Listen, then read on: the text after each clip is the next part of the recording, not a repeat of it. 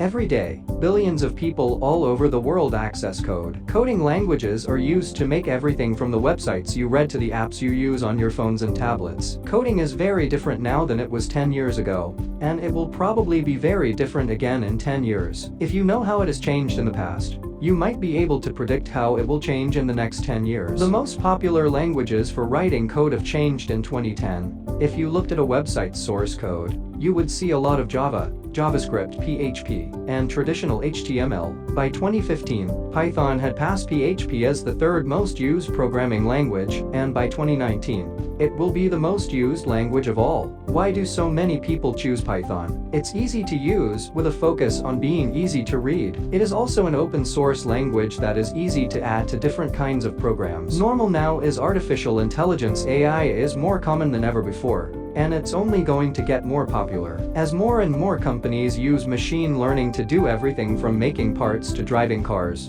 programmers need to make bigger chips and increase the batch size of neural networks on projects to keep the AI's abilities up to date. Neural networks are used by businesses in all fields to learn more and even talk to their customers. Think about whether you've ever used a virtual travel agency or an automated way to invest your money. Each of these depends on computer intelligence. In fact, 91% of business owners say their businesses are much more tech-savvy than they were in 2010. Every industry is getting more tech-savvy. Even businesses that don't use AI yet are still more tech-savvy than they were a decade ago, or even just a few years ago. Software programmers say that more than half of the companies they work for use 100 times more code now than they did in 2020, and a huge 18% of them say that the companies they work for use 500 times more code now than they did in 2020. This is probably because more companies than ever are using applications. Apps used to be mostly games or things that had to do with the tech industry. You can order groceries, buy dinner, and even talk to your therapist through apps these days. More apps mean more coding and more people who can code. Code is easier to get to and learn. A little more than a decade ago,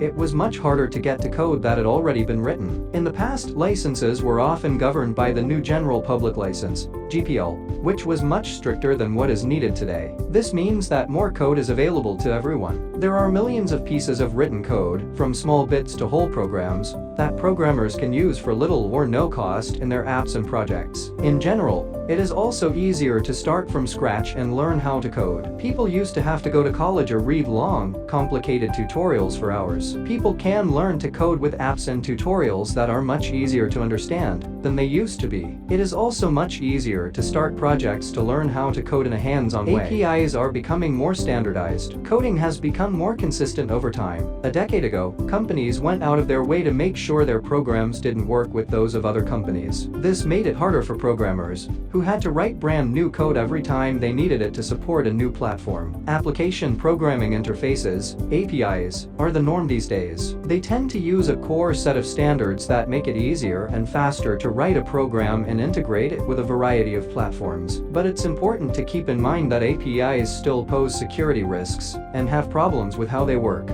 People need people who can code. As technology keeps getting better, the world will need even more people who can write code. The Bureau of Labor Statistics thinks that the number of jobs will grow by up to 22% over the next 10 years. It's a good business that keeps people interested and on the cutting edge of new ideas.